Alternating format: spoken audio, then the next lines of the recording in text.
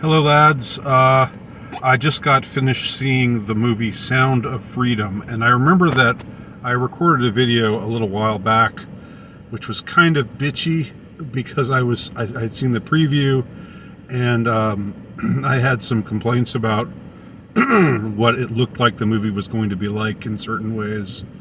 In other words, this is a movie about child trafficking, and it's about the hero who's based on a true, and his story is based on a true story, is a Homeland Security agent named Tim Ballard, who went to Colombia and did a lot of things above and beyond the call of duty to put a lot of pedophiles in prison and also rescue a lot of kids. I mean, good on him. I think feds suck. I hate feds, but some of them are good, I guess. And this guy's one of them. But that was precisely what I was being bitchy about when I looked at the preview. I was thinking, okay, this is going to be a movie about child trafficking, but what it's going to teach us is that the child traffickers are just people who are on the margins of society, and it's the feds, it's the big guys with all their gear and their guns. They're the good guys. They're going to come in and rescue the kids, and put the pedophiles behind bars. And I think my complaint was, it's not going to show enough. It doesn't look like it's going to show enough, or anything at all about how the pedophilia is, has infiltrated the ruling class to a significant degree. So I was kind of a little put off by that. I also thought that it was going to be had a good chance of just sort of being gooey, sentimental, emotionally manipulative, which I hate more than anything in movies. I hate to feel jerked around. I hate to feel, like my heartstrings are being played upon. Doesn't mean I'm against real, genuine emotion or the generation of real, genuine emotion, but I don't like it when a movie or anything, any piece of media, when it works too hard to try to, to jerk tears from your eyes or whatever. Well, I just, like I said, I just saw the movie, and I think, well, let me say this first of all. It's a really good movie. I highly recommend it. I think you should see it. It was not unduly emotionally manipulative. It is a very emotional story. You can't help but be somewhat moved by children getting brutalized, and the efforts to rescue them from these demonic creatures that are walking around in human form, who participate in child trafficking. So it's definitely an emotional issue. It can't help but be that. But I think the movie really pulls back, and just lets the story be told. It doesn't linger on things. It doesn't try to jerk tears from you. And again, if I'm saying that, you can definitely trust that it's true, because I'm somebody who, again, is very has a very, very low tolerance for that sort of thing. So, does it make the feds look like the good guys? Yeah, kind of. And I'm thinking though now, there are so many complaints that could be made about this movie. And let's face it, they can't make Pizzagate the movie. They just can't do that. That's not going to fly. That's, if they can't, if they do that, if they say, here's a bunch of senators, here's a bunch of, high-level politicians and bankers and this, that, and the other thing, and they're all pedophiles and they're involved in all of this. If it did something like that, it would run into a whole lot of trouble getting ever getting funding and ever getting picked up and finally released. So, and plus, that's not the entirety of the story. There is a part of the story that doesn't involve necessarily taking down all the creeps in DC or in other power centers around the world. So yeah, that's a story that also needs to be told. But the fact that this movie doesn't focus on that doesn't mean that this movie is ignoring all of that. And I've heard enough interviews with Jim Caviezel, the star of the show, whom you might know or remember from The Passion of the Christ, playing Jesus Christ. Well, this is a good almost 20 years later, but it's not actually 20 years later. Interestingly, from what has been said about the movie, this movie was actually made 5 years ago. And even though the movie really doesn't, like I said, it's not made in a way that indicts anyone in Washington or really in any high places whatsoever, but it still has taken 5 years for it to get to the screen, which is insane. And that should tell you something.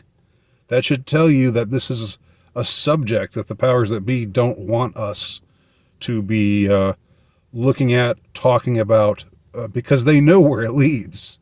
They know once you jump down that rabbit hole, stories like the Franklin scandal, or hell, Epstein's Island, that's common knowledge now. So obviously this movie, even though it touched very lightly on this issue, or it didn't touch lightly on the issue, it touched lightly on the question of, this of high level pedophilia, that sort of thing.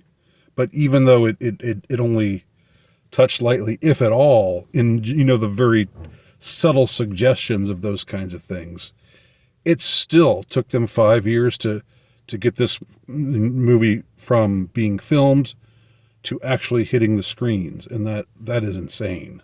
That is crazy. To the movie itself, it's like I've already said, it's very well made. It's kind of got the atmosphere of a thriller. It's kind of it's got exotic locales. I mean, I don't mean to sound shallow here or anything, but beautiful photography, of places that are, beautiful beaches and terrain, South American terrain. So it's very well made in that sense. It's well filmed. Acting is all top notch. What I think is the most interesting part of the movie, and I think what keeps it from being overly earnest. I mean, I think it's earnest. Don't get me wrong. I think it's earnest in its message, but I think what prevents it from just seeming like a I don't know, like a sermon or a Sunday school lesson or something like that, is that a part of the story involves the hero having to pretend to be a scumbag in order to draw the other scumbags to him. And the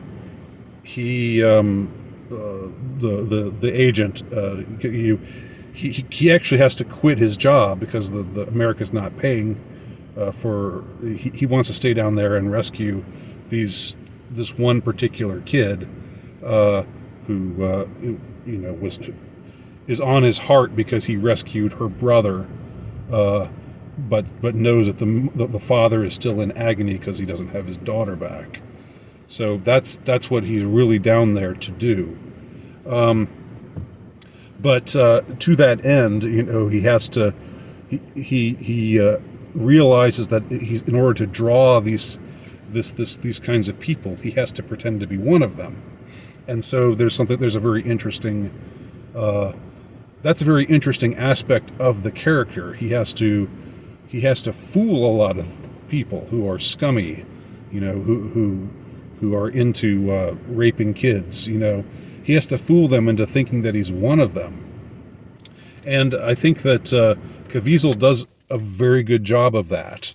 We know who he really is, but he puts on this appearance or this disposition of being somebody different, and he does it in concert with another character who's very compelling. Who's I don't remember the guy's name right now, and I don't know if it's actually based on a real person, but in the story, it's a formerly corrupt general, who was a part of the drug trade, and who spent some time in prison and then came out and had this conversion experience after he came out, when one night he decided to go see a prostitute, and it was no big deal. It was just something he did routinely, but he found out afterwards that the prostitute that he just had sex with was not in her 20s like he thought. She was only 14. And so that experience, made him, feel indicted in all of the sleaze and corruption, and of course, because he became one of the ones who was abusing her, even though she had been prostituted since she was 6, but never. And so it's one more violator of this girl who had been completely just I don't know what the word would be, just ruined, just destroyed, because of the lifestyle she was forced into. But he felt so indicted by what he had done, and that he decided to change his life around. But he didn't change it around in a way like where he's like, oh, now I'm good, now I'm a good guy, and all of that. He still, because he realizes the only way to attract these evil people is to pretend to be bad, and so he takes part in the child trafficking trade, but then when he brings children over, he sets them free and lets them go back to their parents surreptitiously. So again, he's pretending to be evil, and it's something that Jim Caviezel's character has to learn to do as well. There's also a very daring final rescue where they plunge deep into the jungle to where the part of the country that's held by the rebels. That's where he's going to rescue. That's where the girl is, and he has to go down there under cover of being a doctor. And again, it makes for a very compelling thing. It's not like a Rambo coming in and just shooting everybody up and all of that. He has to use brains. He has to use cunning. So it's in a way more interesting. There is one really bad guy that he gets to kill, and that's a very satisfying moment, of course. But those kind of moments are not what the movie leads with, and it would be very easy to sort of lead with that, but it doesn't. That's to the movie's credit. Now, I know people are going to complain about this movie. I know liberals already just think, oh, it's a QAnon movie, or they're going to say, like, if they don't say that, if they actually watch the movie, which they probably won't, but if they do by some miracle watch the movie, and see that it's not about QAnon stuff or anything like that. They'll still say, "Oh, it's just another movie about a white savior, white savior rescuing brown people." The ironic thing is, I bet that for some WNs out there watching my channel, I bet that some of them will watch this movie and think again, sort of along the same lines, like, oh, it's a white guy rescuing these brown kids. Why can't we have a movie where the white guy rescues white kids? White kids are being trafficked as well, and that's certainly true, definitely true. And I'd love to see a movie where white kids are rescued as well. But it's all part of the same. I guess if you just think, well, they're brown kids, so I don't care what happens to them, then I'm really not with you. I'm not with that mindset. Even if your focus is on white people, you still have to recognize the tragedy of people of other races, children of other races having this happen to them, right? So again, one does not preclude the other, and I think it's good to have, seeing that, if you want to just talk, in terms of being politic about it, or supporting the right cause in order to get on the good side of a movement that is burgeoning. I think this movie is an indication that there is a growing recognition of this problem. I mean, it's much more than a problem. Calling it a problem, that's like finding out that your shoes are too tight or something like that. This is like this is an evil, like the worst evil that is imaginable. I think worse than it's right up there. Let's just say right up there with the worst evils imaginable, and it's happening all around us every day, all the time.